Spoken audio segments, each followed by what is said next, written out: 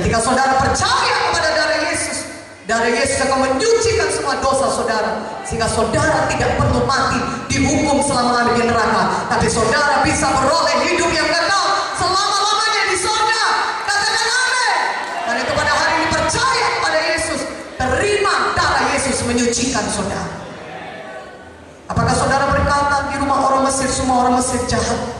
Tentunya tidak, saudara. Ada juga orang Mesir yang berprofesi seperti ibu gembala kita, dokter, yang tiap hari mengobati orang.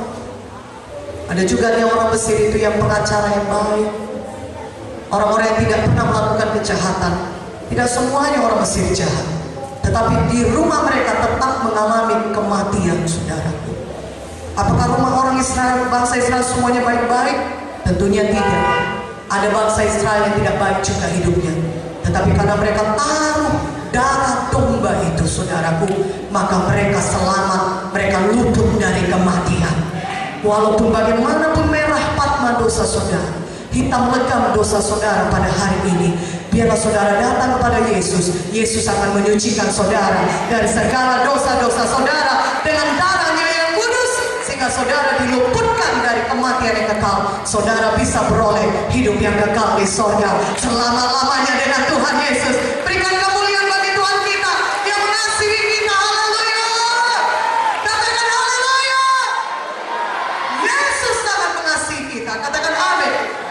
Saudaraku, Tuhan Yesus menanggung semua dosa saudara, kutuk dosa saudara, termasuk kutuk dosa penyakit. Kalau saudara sudah lama sakit dan saudara berkata, orang tuaku sakit karena sakit ini, dan sekarang aku juga mengidap penyakit yang sama, itu kutuk dosa penyakit, saudara. Kalau nenek moyang kita, kakek nenek kita mati karena sakit jantung, kita juga sakit jantung walaupun usia kita masih muda, itu kutuk dosa penyakit. Firman Tuhan berkata, Yesus sudah selesai menanggung dosa dan kutuk-kutuk dosa kita.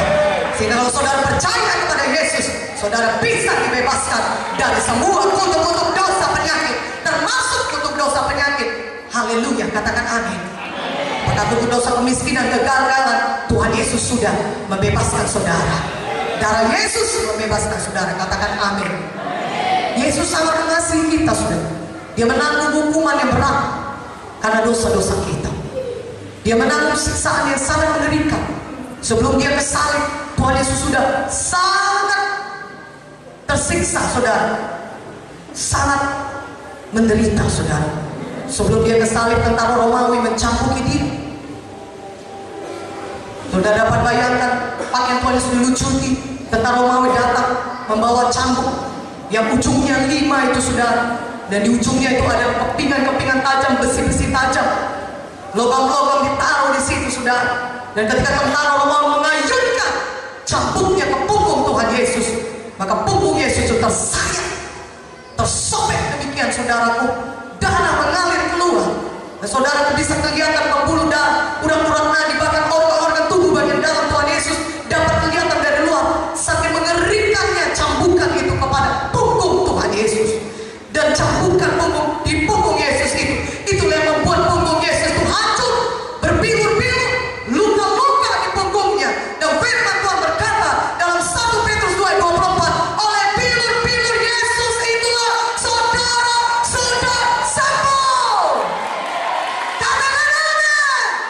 Hari ini saudara yang sakit, percaya beriman kepada bilur Yesus, maka saudara sekarang ini juga bisa mengalami kesembuhan. Katakan amin. Oleh bilur Yesus kita sudah sembuh.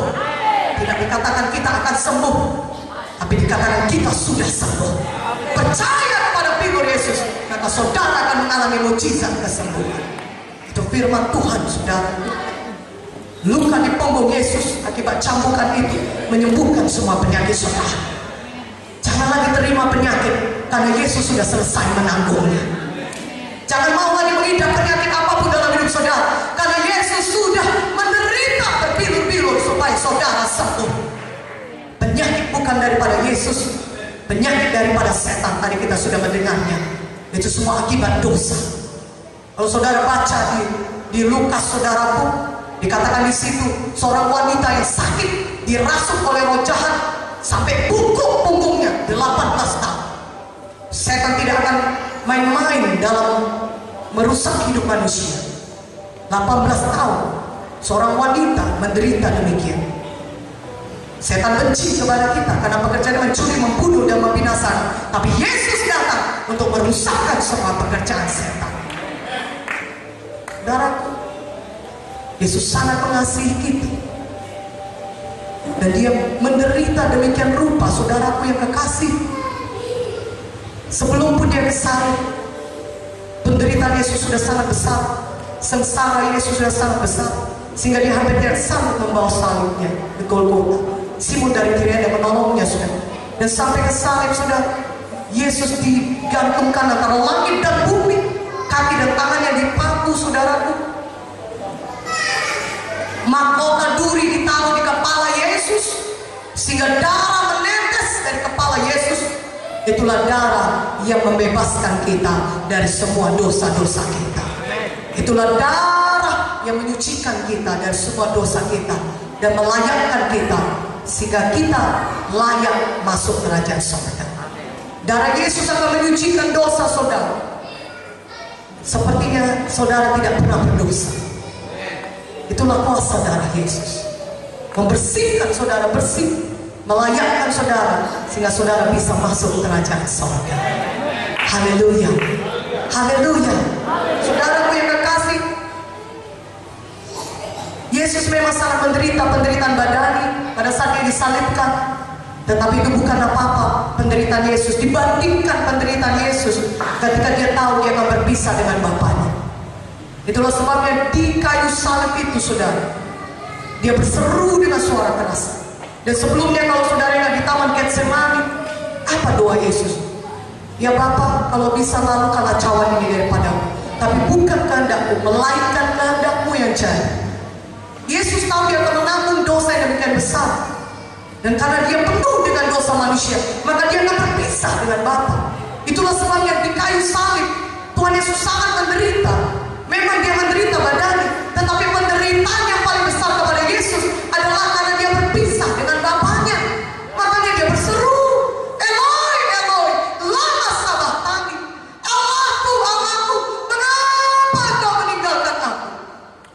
Karena pada saat itu dosa manusia memenuhi Yesus, sehingga dia harus berpisah dengan Bapaknya. Dan Yesus tidak tahan. Dia tidak pernah berpisah dengan Bapa di sorga. Saudaraku, kenapa Yesus mau melakukan itu? Supaya saudara dan saya tidak perlu lagi berpisah dengan Bapa di sorga. Yesus menanggung penderitaan sedemikian besar supaya saudara dan saya tidak perlu berpisah, tapi kita bisa hidup selama-lamanya dengan Yesus, dengan Bapa di sorga. Katakan amin. Supaya saudara bisa selamanya dengan Tuhan di sorga. Tuhan Yesus tanggungkan penderitaan yang demikian besar.